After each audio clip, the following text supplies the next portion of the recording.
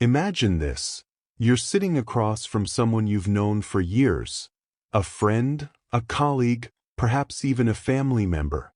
They're speaking with their usual confidence, telling you about their latest achievement, their unwavering optimism, their certainty about life's direction.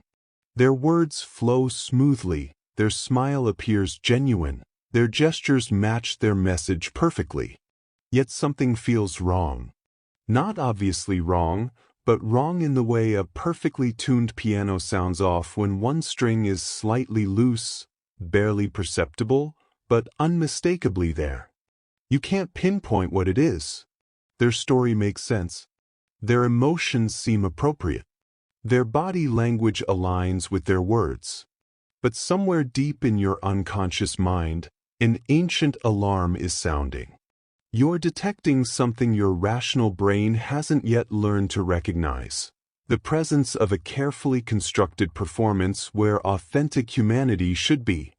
Now imagine discovering that this feeling, this inexplicable sense that something isn't quite right, isn't paranoia or overthinking. It's your mind recognizing one of the most fundamental truths about human existence. Nearly everyone you encounter is living behind an elaborate mask, and most of them don't even realize they're wearing one. This isn't about deception in the malicious sense. This is about something far more profound and disturbing. It's about the terrifying possibility that the person sitting across from you, the one speaking with such conviction about their beliefs, their desires, their very identity, may be as much a stranger to themselves as they are to you. Their confidence might be compensating for profound insecurity. Their kindness might be a desperate attempt to avoid rejection. Their strength might be a fortress built around a crumbling foundation they're too frightened to examine. But here's where the story takes an even more unsettling turn. What if the same is true for you? What if the voice in your head that you call yourself, the one that narrates your thoughts, justifies your actions, and constructs the story of who you are, what if that voice is also performing?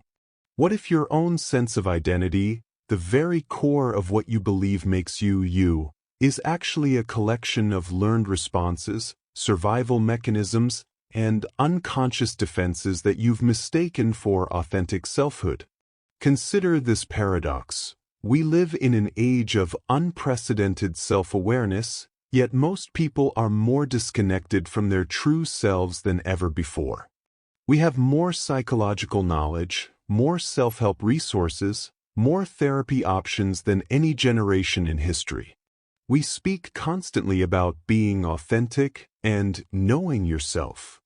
Yet depression rates soar, anxiety disorders multiply, and millions of people report feeling fundamentally empty despite achieving everything they thought would fulfill them. Why does this happen? Why do people who seem to have everything figured out suddenly collapse under the weight of existential crisis? Why do relationships that appear perfect on the surface crumble when tested by real intimacy? Why do successful individuals sometimes wake up one day feeling like complete strangers to themselves? The answer lies in a recognition that most of us spend our entire lives running from. We are not who we think we are. The person you believe yourself to be, with all your preferences, opinions, fears, and desires, may be largely a fictional character you've created to survive in a world that punished your authentic self so early and so consistently that you forgot who you really were. This realization opens a door to a different kind of understanding. If people are not who they appear to be, if they're not even who they believe themselves to be, then learning to see through the performance becomes one of the most valuable skills you could ever develop. Not to manipulate or control others, but to finally understand what's really happening in the human interactions that shape your daily existence. When you learn to recognize the mask, you begin to see the person behind it. When you understand the performance, you can finally connect with the performer. When you stop believing people's words and start reading their unconscious signals, You discover that everyone is telling you exactly who they are, they're just not using language to do it. The question that haunts every genuine seeker of truth is this: in a world full of people hiding from themselves, how do you learn to see what's really there? How do you develop the ability to perceive the truth that others cannot, or dare not, speak? The answer to this question changes everything about how you move through the world. It transforms how you understand relationships, how you make decisions, how you protect yourself from manipulation, and how you finally begin the terrifying but liberating work of removing your own mask. But understanding this truth requires confronting something most people spend their entire lives avoiding: the recognition that the very foundations of human social interaction are built on an elaborate system of mutual deception that we've all agreed to pretend is reality. The mask you encounter in every human interaction didn't appear overnight. It was forged in the foundational moments of psychological development, shaped by forces so subtle and pervasive that they operate below the threshold of conscious awareness. To understand why people hide behind elaborate personas, you must first understand the psychological violence that civilization inflicts on the developing human psyche. Friedrich Nietzsche recognized this phenomenon over a century ago when he wrote about the herd mentality, the way society crushes individual authenticity in favor of conformity. But Nietzsche only glimpsed the surface of a much deeper problem. What he observed was the end result of a psychological process that begins in infancy and continues throughout life: the systematic conditioning that teaches us to abandon our authentic selves in exchange for social acceptance. Carl Jung took this understanding further when he developed his concept of the persona, the mask we wear in social situations. Jung understood that the persona isn't inherently evil. It's a necessary adaptation that allows us to function in society. But Jung also recognized the danger: when the persona becomes so dominant that we forget there's a real person underneath, we lose touch with what he called the true self. The process begins in childhood with what psychologists call conditional love. A child learns that certain expressions of their authentic self are met with approval, affection, and safety, while others result in disapproval, rejection, or punishment. The child's survival instincts, far more powerful than any conscious desire for authenticity, quickly learn to suppress the rejected aspects and amplify the accepted ones. This isn't conscious manipulation by parents or society, it's an inevitable byproduct of social living. The child who expresses anger might be told to calm down. The child who shows vulnerability might be told to be strong.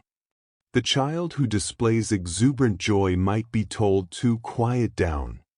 Each of these messages, repeated thousands of times, teaches the developing psyche that certain parts of their authentic self are dangerous and must be hidden. Arthur Schopenhauer understood this dynamic when he wrote about the will to live that drives all human behavior.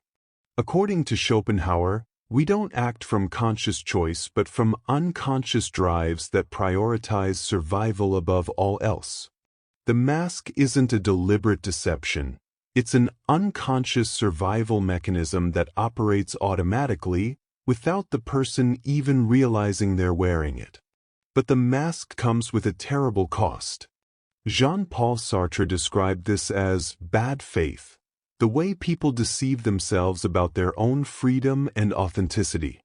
When you spend years performing a character instead of being yourself, something profound happens. You begin to believe that the character is who you really are. The mask becomes so convincing that it fools even the wearer. This is why people can seem so certain about their beliefs, their desires, their very identity, even when their behavior suggests something entirely different. They're not lying. They genuinely believe their own performance. The executive who claims to value family above work while spending 70 hours a week at the office isn't being hypocritical. He's lost touch with his authentic desires beneath years of conditioning that taught him success equals worth. Viktor Frankl, writing from his experience in Nazi concentration camps, observed that humans can endure almost any suffering if they can find meaning in it. But what happens when the meaning we construct is based on a false understanding of who we are? What happens when we spend our lives pursuing goals that our authentic self never wanted, solving problems our authentic self never had, and becoming a person our authentic self never chose to be?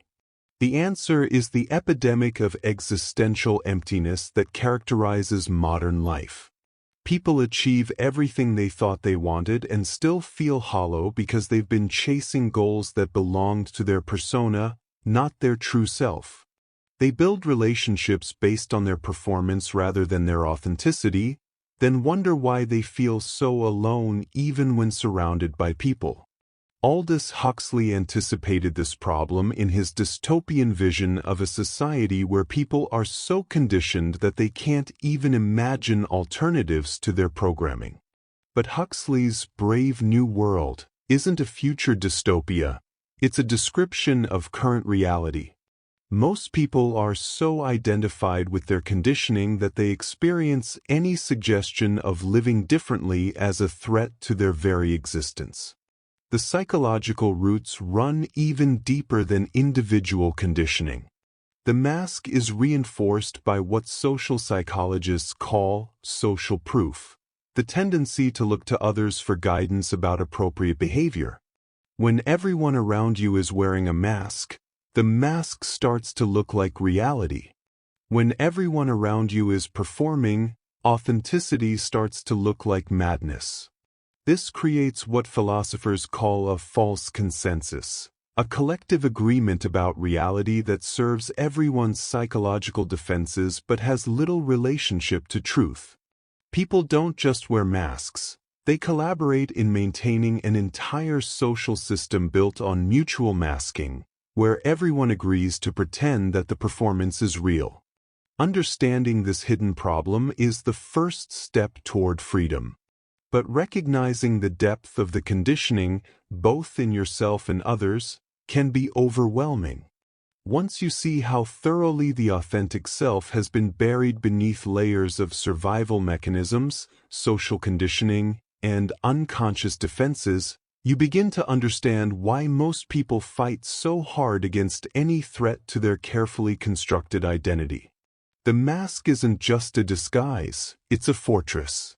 And like all fortresses, it was built to protect something valuable that was under attack. The question becomes, what happens when the fortress becomes a prison and the person inside forgets that they hold the key? The tragedy of the human mask isn't just personal, it's civilization-wide. Every day, millions of people make decisions, form relationships, and shape society based on false information about who they really are and what they actually want. The consequences ripple outward in ways so subtle and pervasive that we've learned to accept them as inevitable features of human existence. Consider the neurological reality of living behind a mask. When you consistently suppress authentic emotional responses in favor of socially acceptable ones, you're literally rewiring your brain. Neuroscientists have discovered that the neural pathways associated with authentic emotional expression begin to atrophy when they're not used, while the pathways associated with performance become stronger and more automatic. This creates what researchers call emotional numbing, the inability to access genuine feelings even when you're alone. The executive who has spent decades suppressing vulnerability to appear strong doesn't just struggle to show vulnerability to others, he struggles to feel vulnerable at all. The mask has become so integrated into his neurology that removing it would require rewiring patterns that have been strengthening for years. But the consequences extend far beyond individual psychology. When people don't know who they really are, They make catastrophic errors in the most important areas of life. They choose careers based on who they think they should be rather than who they are. They enter relationships with people who are attracted to their persona rather than their authentic self. They pursue goals that belong to someone else's vision of success rather than their own deepest values. This is why so many people experience what psychologists call imposter syndrome, the persistent feeling that you're pretending to be someone you're not and will eventually be discovered as a fraud. Imposter syndrome isn't a disorder, it's an accurate recognition of reality. Most people are imposters in their own lives, playing roles they never consciously chose based on scripts they never consciously wrote. The cognitive bias researchers call confirmation bias becomes a tool for maintaining the mask. Once people commit to a particular identity, they unconsciously filter information to support that identity while ignoring evidence that contradicts it. The person who has built their identity around being the strong one will unconsciously minimize experiences of vulnerability, while someone whose identity centers on being the victim will unconsciously magnify experiences of powerlessness. This creates feedback loops that strengthen the mask over time. The more you act like the person you think you should be, the more evidence you accumulate that this is who you really are. The performance becomes self-reinforcing, creating what social psychologists call behavioral confirmation, the tendency for people to elicit behavior from others that confirms their expectations. Cultural conditioning amplifies these individual patterns into societal problems. When entire cultures reward certain personas while punishing others, you get societies filled with people performing the same limited range of acceptable identities. The result is what social critics call mass conformity, not just in behavior, but in the very structure of personality itself. Look around at the modern world and you can see the consequences everywhere. Political discourse becomes impossible when people are defending personas rather than exploring ideas. Relationships become transactional when people are interacting with each other's performances rather than authentic selves. Work becomes meaningless when people are pursuing careers that serve their image rather than their deepest values. The mask creates what philosophers call existential alienation, the experience of being cut off from your own life even while living it. You go through the motions of your daily routine, fulfill your social obligations, and achieve your stated goals, but nothing feels quite real. You're living someone else's life while your authentic self watches from behind the mask, growing weaker and more distant with each passing year. Perhaps most tragically, the mask makes genuine intimacy nearly impossible. True connection requires vulnerability, but vulnerability threatens the persona. So people form relationships based on mutual performance, where both parties are essentially alone together, each relating to the other's carefully constructed image rather than their authentic self. This is why so many people report feeling lonely even when surrounded by friends and family.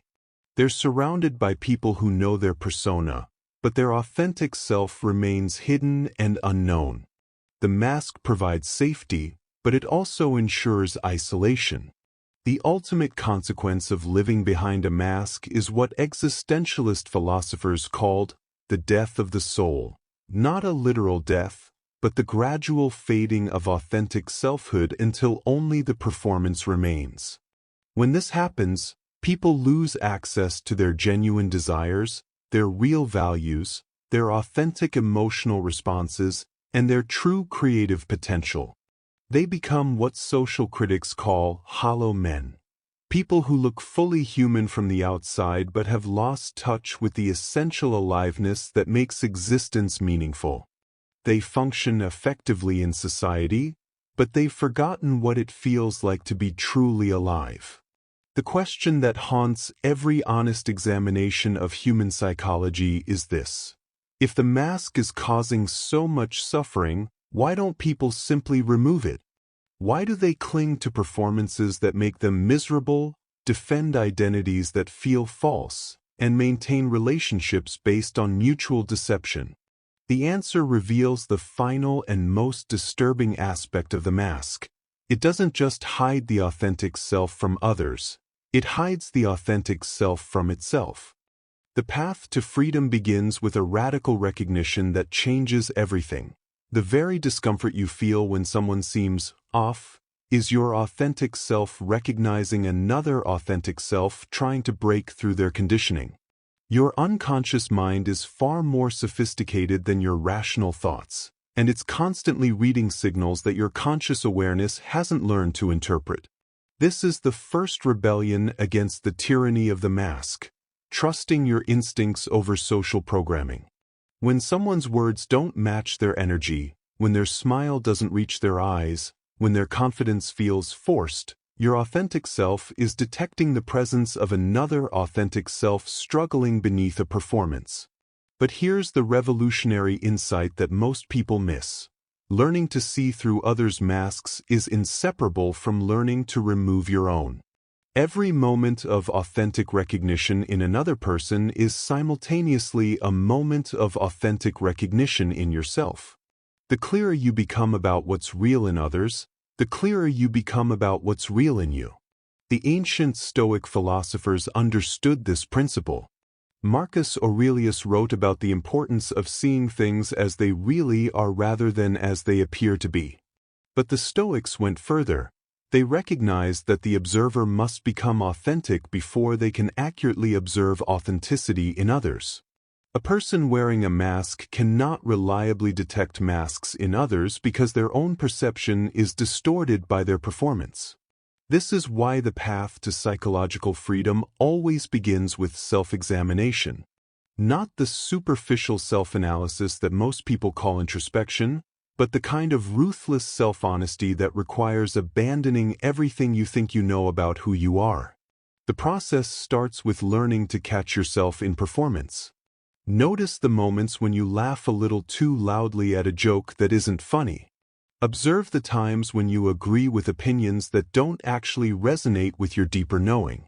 Feel the subtle tension that arises when you're saying what you think people want to hear rather than what you actually think.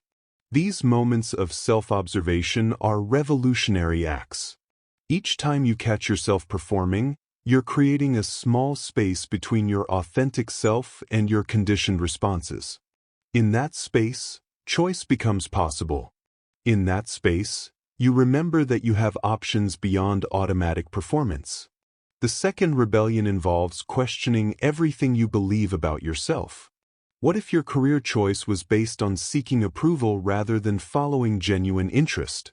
What if your relationship patterns are attempts to recreate familiar dynamics from childhood rather than expressions of mature love? What if your political beliefs, your lifestyle choices, even your personality traits are borrowed from others rather than discovered within yourself?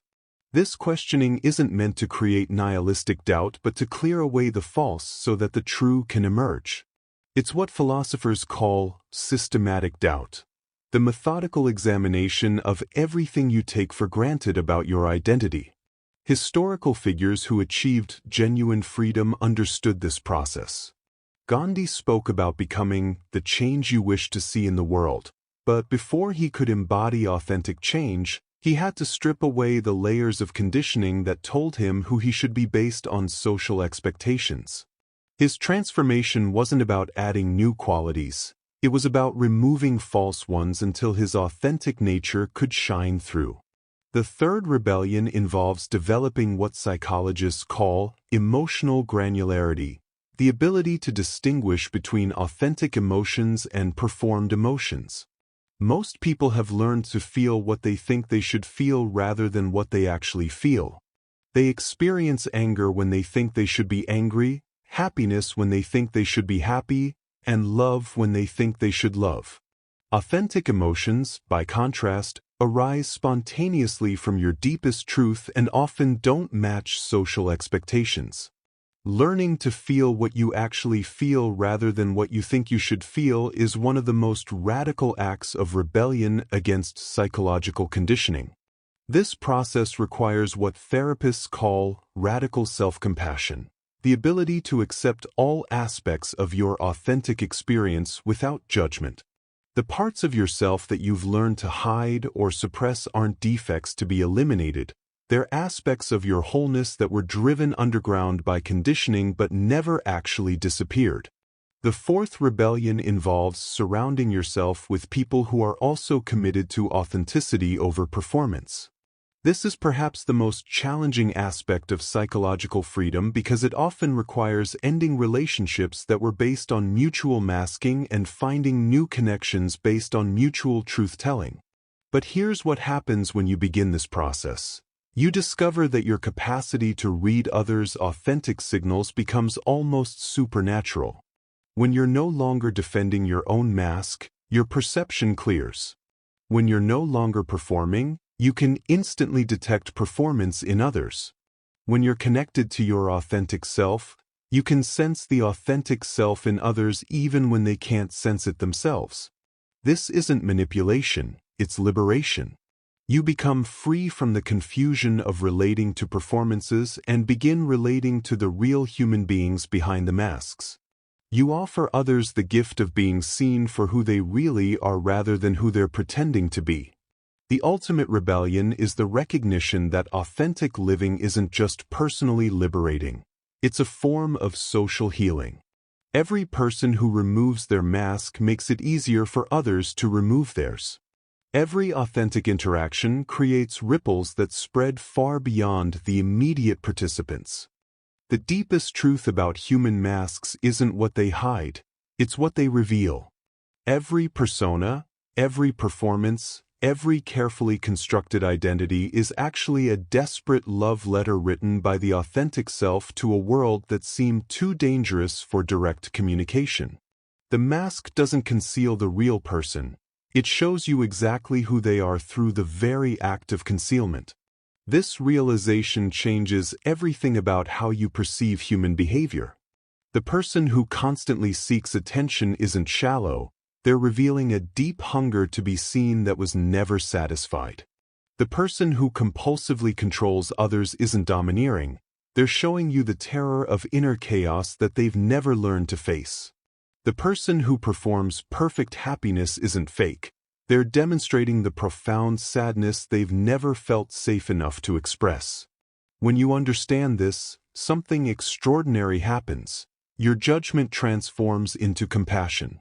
You stop seeing people's performances as obstacles to connection and start seeing them as invitations to deeper understanding. Every mask becomes a map that shows you exactly where someone needs healing, exactly what they're protecting, exactly how they learned to survive in a world that felt unsafe for their authentic self.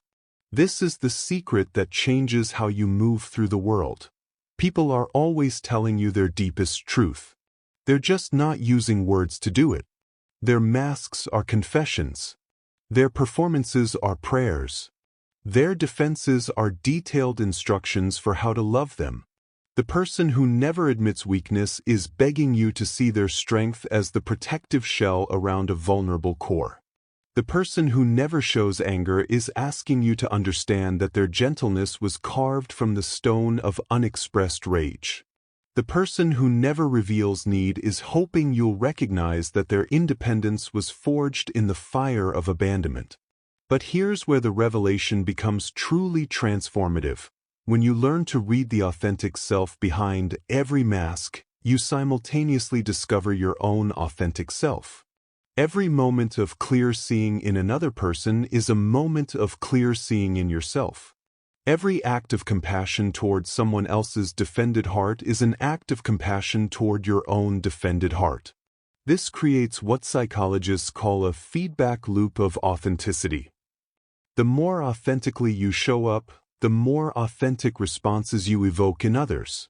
The more you see behind people's masks, the less necessary your own mask becomes. The more you accept others' defended positions as natural responses to past wounds, the more you can accept your own defended positions as natural responses to your past wounds. You begin to understand that the judgment you've directed toward others' performances was actually self-judgment projected outward. The irritation you felt at their pretenses was actually irritation at your own pretenses. The frustration you experienced with their masks was actually frustration with your own mask. This recognition leads to the most profound shift in human consciousness, the understanding that there is no other. Every person you encounter is a mirror showing you aspects of your own psyche. Every mask you see reflects your own masks. Every defended heart reveals your own defended heart. Every performance you witness is a performance you've given. When this understanding becomes lived reality rather than intellectual concept, something miraculous occurs. The entire world transforms. You stop experiencing other people as threats to be managed or obstacles to be overcome and start experiencing them as fellow travelers on the same journey toward authenticity. You recognize that everyone is doing their best with the tools they developed to survive their particular history. This doesn't mean accepting harmful behavior or enabling destructive patterns. It means understanding the wounded child behind every adult performance and responding to that child with the wisdom and compassion they needed but never received. It means seeing through the defensive strategies to the authentic needs they're trying to meet. The ultimate truth is that learning to see behind human masks isn't really about understanding others. It's about coming home to yourself. Every skill you develop for reading authentic signals in other people becomes a skill for recognizing authentic signals in yourself. Every moment of compassion you extend to someone else's defended heart becomes a moment of compassion you can extend to your own defended heart. You discover that the very sensitivity that allowed you to detect masks in others was your authentic self trying to break free from your own mask. Your ability to see through performances was your soul calling you back to truth. Your discomfort with pretense was your deepest nature asserting itself against the conditioning that tried to bury it. In the end, the journey to see others clearly is the journey to see yourself clearly. The path to understanding human masks is the path to removing your own. The quest to read the truth behind people's performances is the quest to live from your own truth. And when you finally arrive at that place, when you can see the authentic self behind every mask, including your own, you discover that what you were looking for in others was always waiting to be found within yourself. The love you sought, the understanding you craved, the acceptance you needed, all of it was always there, behind your own mask, waiting for the moment you became brave enough to let it show. This is the final revelation. You are both the seeker and the sought, the observer and the observed, the one who reads hearts and the heart waiting to be read. In learning to see others, you learn to see yourself. In understanding their truth, you discover your own. In loving their authentic self, you finally learn to love your authentic self. The mask falls away not through force but through recognition. The performance ends not through criticism but through compassion. The authentic self emerges not through struggle but through the simple act of finally being seen, by yourself, for yourself, as yourself. And in that moment of recognition, you understand that this was always the point. Not to see through others, but to see through to yourself. Not to read their hearts, but to remember your own. Not to unmask them, but to finally, courageously, beautifully become unmasked yourself.